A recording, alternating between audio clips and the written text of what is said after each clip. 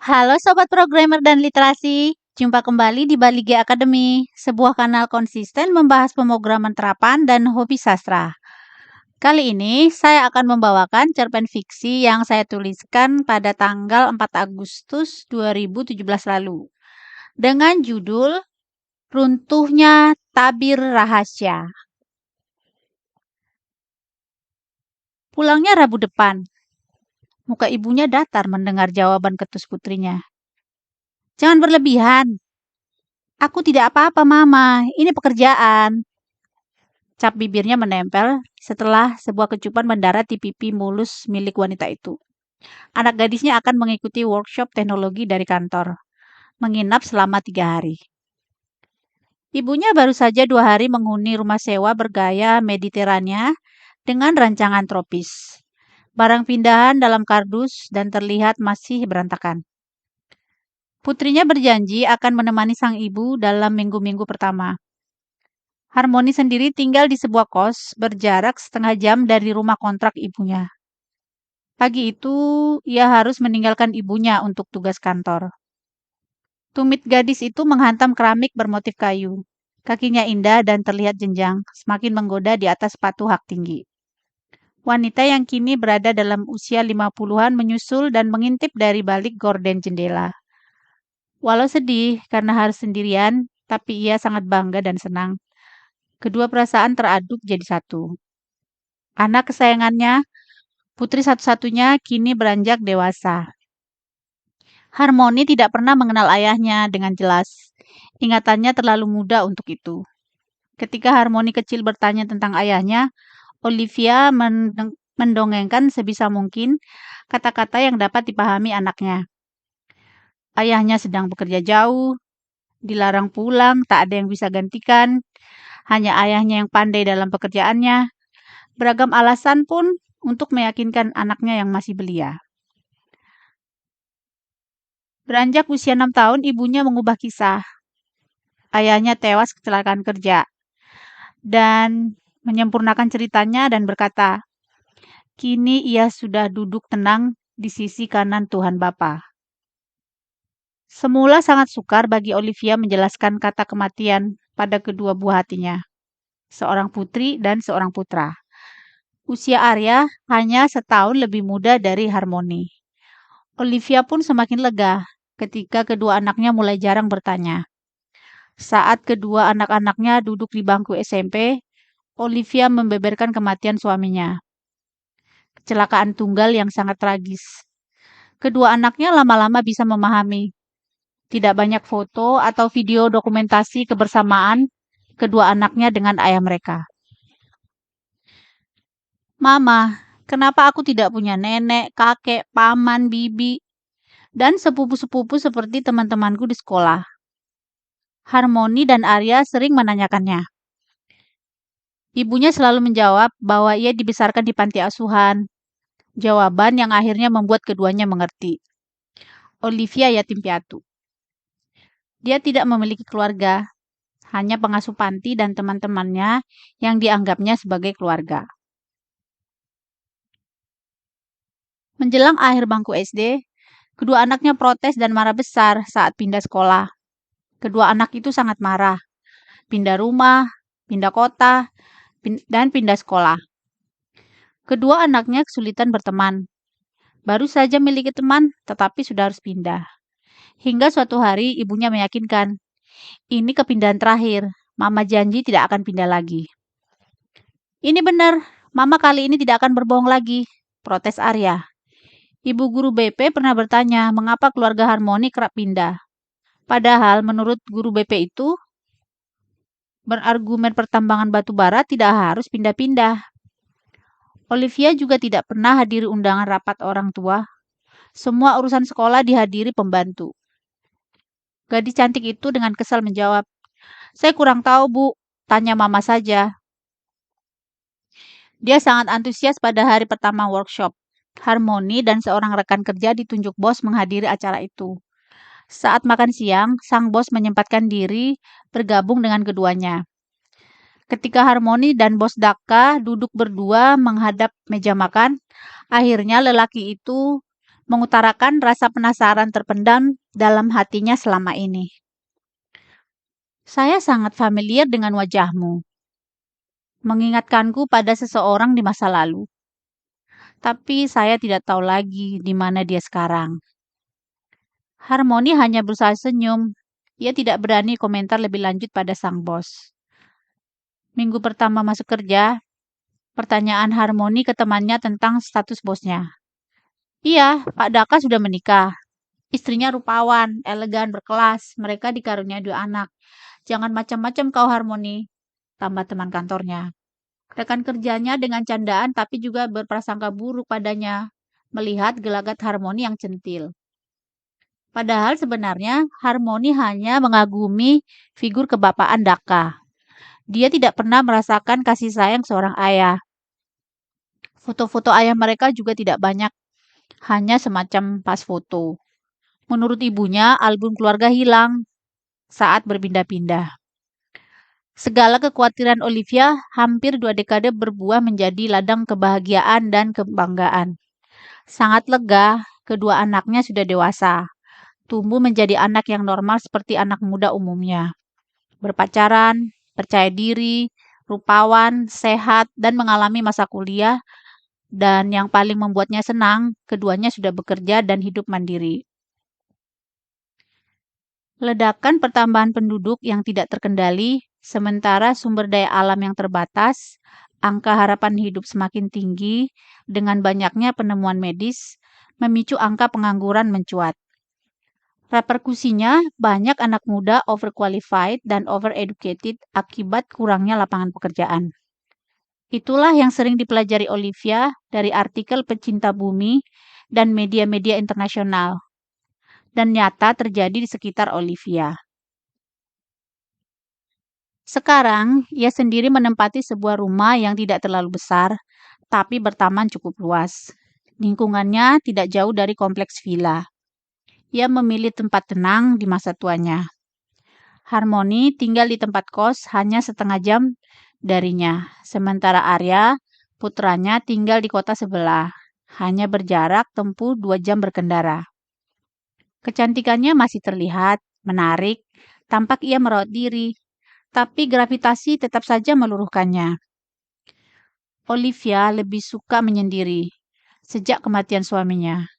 Bertolak belakang dengan kehidupan lamanya. Banyak sahabat, kerabat, ramai dengan pesta-pesta, pakaian bagus, liburan yang bergelimang kemewahan.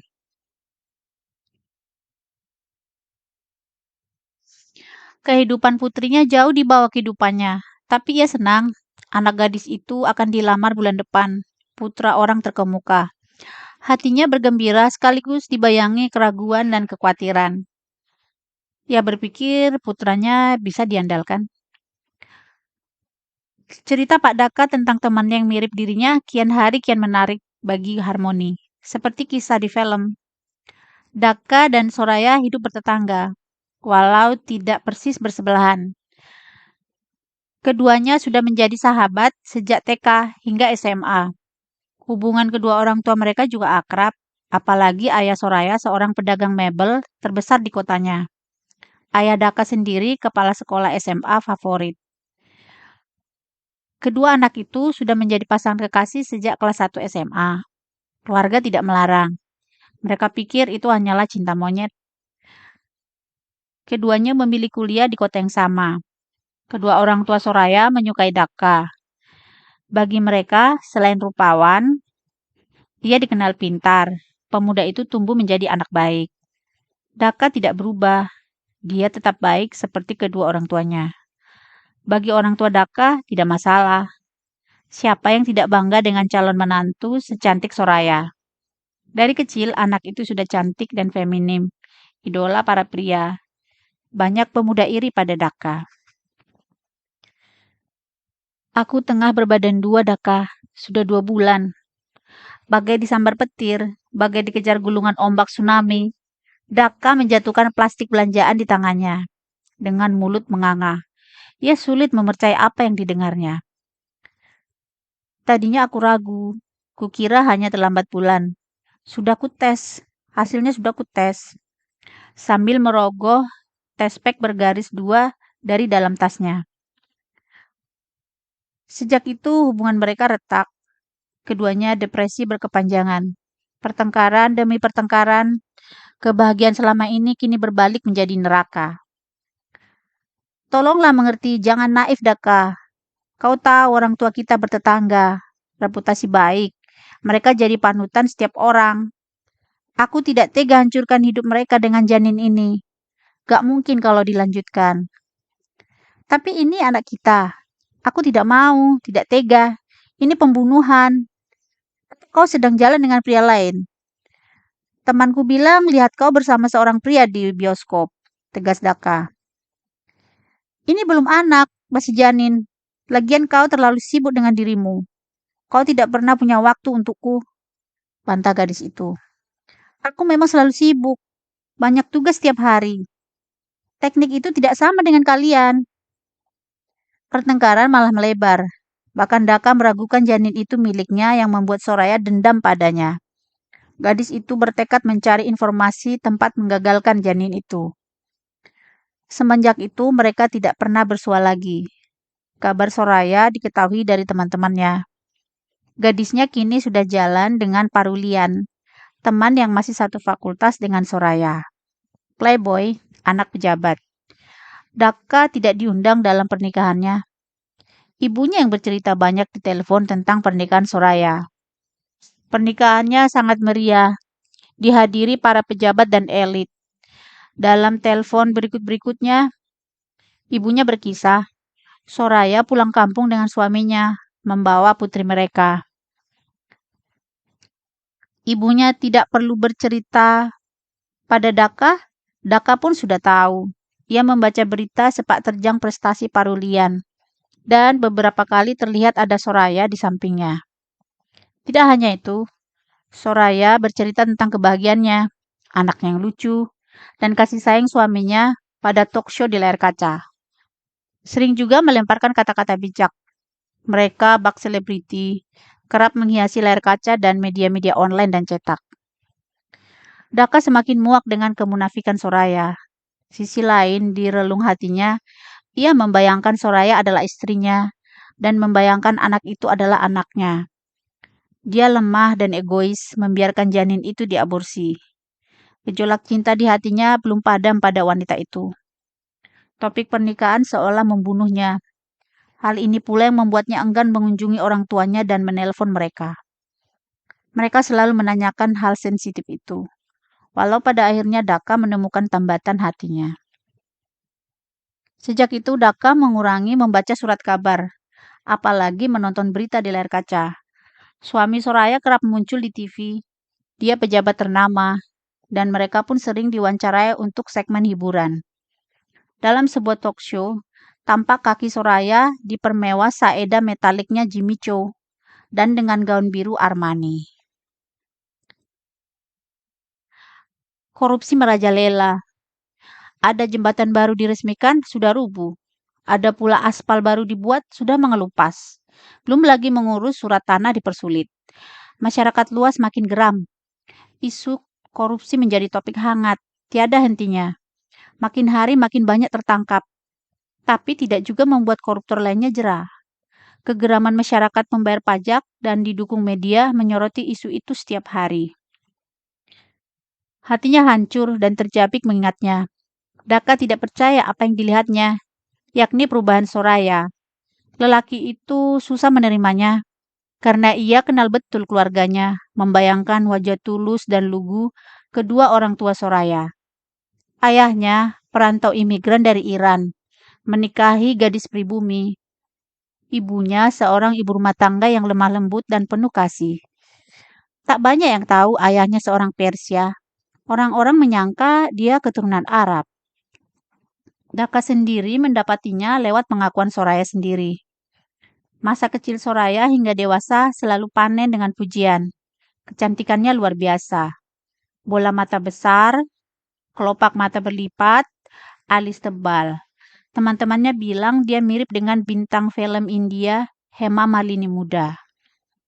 Di kampus, ia menjadi kembang kampus. Seorang anak berpengaruh, berlimpah uang, pandai merayu mendekatinya. Parulian berkuliah di fakultas sama dengannya. Dikenalnya di sebuah acara kebudayaan yang digelar di kampus. Soraya sering sendiri. Daka terlalu sibuk. Gadis itu tergoda dan terbuai rayuan manis Parulian. Lelaki itu pun dengan mulus dapat pekerjaan di tempat ayahnya. Karirnya juga lancar. Dan beberapa tahun kemudian ayahnya pensiun. Tak berselang lama kehadiran Harmoni dalam keluarganya menambah kebahagiaan. Harmoni juga mewarisi kecantikan ibunya, walau ibunya masih jauh lebih cantik. Arya hanya mewarisi mata ibunya, raut wajahnya milik ayahnya. Mereka adalah keluarga sempurna. Saya kurang jelas.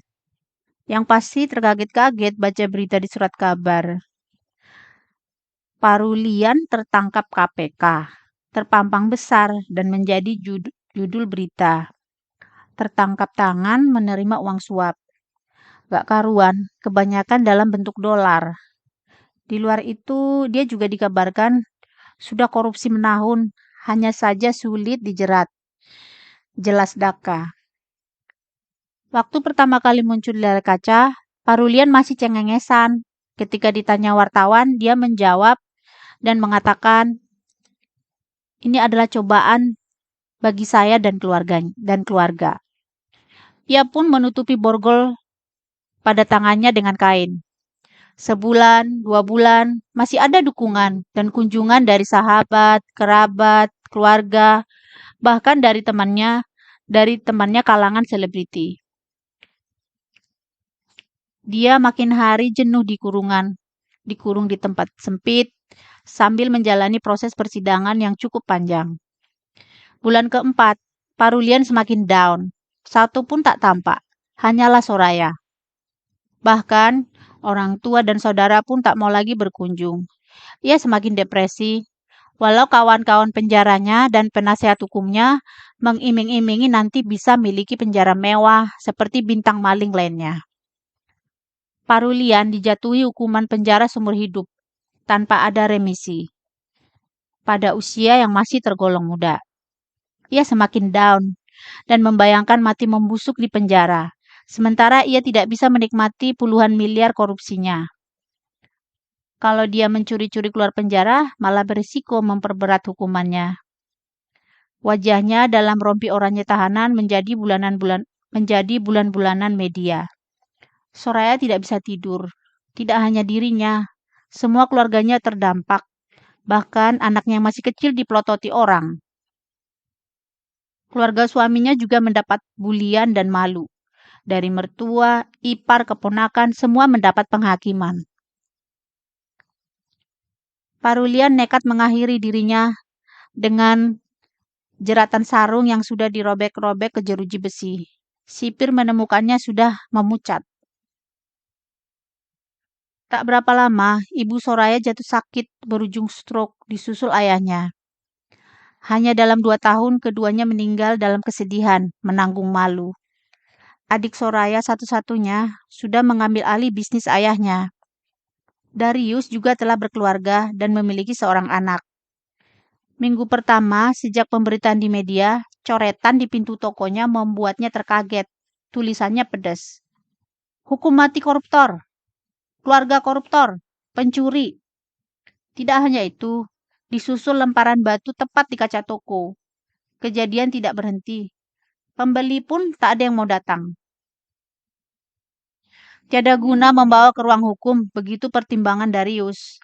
Ancaman teror semakin sering, hingga lemparan kertas berisi hujatan ke rumah mewah orang tua Soraya. Darius pun menutup toko, dan akhirnya menjualnya. Keponakan dan adik ipar Soraya juga kerap dibuli. Anaknya tidak mau bersekolah lagi. Kalung titanium locket heart. Harmoni sangat kaget menemukan sebuah benda memuat nama dan 2 foto kecil tergeletak di meja dapur. Benda yang menggugat ketenangan. Bukan waktu yang tepat karena ibunya sedang kurang sehat. Serangan gejala flu yang didapatnya dari klinik saat itu berkunjung ke dokter gigi. Ia tunggu dengan sabar. Seminggu kemudian, Harmoni bertanya pelan-pelan tentang kalung itu. Ibunya sejenak terdiam lantas bertanya, "Pantas ku cari-cari nggak ketemu. Rupanya kau menyimpannya, Harmoni. Siapa foto di kalung siapa foto siapa di kalung itu, Ma?" "Bukan siapa-siapa." Wanita itu sengaja membuang muka. Sekarang wajahnya gelisah. "Itu temanku waktu muda. Teman yang terkesan, Nak," yang membenarkan duduknya. "Aneh, masa cuma teman sampai taruh fotonya di kalung?" "Untuk apa kau tahu, Harmoni? Ini hanya masa lalu. Suatu saat kau juga akan alami." Mama jawab sekarang. "Aku sudah 25 tahun. Sudah cukup usia untuk tahu semuanya. Aku juga sudah bertunangan. Beritahu Mama." Tidak tahan didesa anaknya, akhirnya ia menyuruh putrinya untuk menelpon adiknya berkumpul di rumahnya segera. "Telepon adikmu. Kalian berdua pulang ke rumah secepatnya. Ada yang mau kusampaikan." Olivia akhirnya menceritakan semuanya. Tidak jauh berbeda dengan pengakuan Daka. Hanya saja ia berusaha menutupi aborsinya. Reaksi Arya paling histeris. Dia tidak sanggup mendengarnya. "Ayahku koruptor. Bunuh diri. Kakek nenek mati karenanya," teriak Harmoni. "Lalu bagaimana dengan aborsi? Kau mau mengakuinya, Mama?" Ibunya meneteskan air mata. "Itu keputusan sulit bagi keluarga Daka dan orang tua sendiri. Tidak bisa membayangkan putri kebanggaan hamil usia 18 tahun. Begitu juga Daka, kebanggaan keluarganya." Harmoni tidak simpati dengan air mata ibunya. "Aku sudah tahu dari Pak Daka, tapi tidak dengan kehamilan itu." "Dari mana kau kenal Daka?" tanya Olivia terheran. "Pak Daka itu bosku. Dia pemilik perusahaan IT di mana aku bekerja. Wajahku katanya mirip dengan wanita bernama Soraya, tetangga dan kawannya sejak kecil." Harmoni membelalak dan memarahi ibunya. "Kau juga menikmati korupsi itu. Bisa kubayangkan kau bak selebriti saat itu. Kau tidak melarang ayah mengambil Kau tidak melarang ayah mengambil bukan haknya," tuntut Harmoni. "Awalnya juga ada idealisme dalam diriku. Namun uang itu godaannya kuat. Aku sudah sangat menikmati tampilan mewah setiap hari. Hidup bergelimang, dilayani para pembantu, dihormati di komunitas sosialita, hari-hari di salon, dari arisan satu ke arisan lain, pesta satu ke pesta lain, liburan ke luar negeri dengan barang mewah. Semuanya indah dan kunikmati. Awalnya ada rasa bersalah, karena itu pajak keringat rakyat. Tapi kulihat istri-istri pejabat lain juga banyak melakukannya, bahkan jauh lebih berani dan bling dariku." Wanita itu kini tenang sedikit dan melanjutkan ceritanya. "Kakek dan nenek kalian tidak bisa tidur, apalagi mereka sudah uzur. Penghakiman dari tetangga sangat mengganggu mereka. Mereka pun jatuh sakit. Kalian punya paman. Darius sudah pulang ke Iran membawa serta anak dan istrinya. Mereka tidak tahan menanggung malu. Hanya sekali ia berkirim email, memberitahu mereka sudah pindah ke Kanada. Setelah itu tidak ada kabar lagi.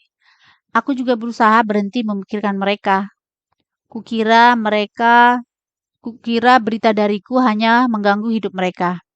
Biarlah mereka tenang. Kami dibesarkan dari uang darah orang banyak, dari uang curian, uang korupsi. Bapakku bunuh diri." "Tidak!" teriak Arya. Arya meremas geram rambutnya sendiri.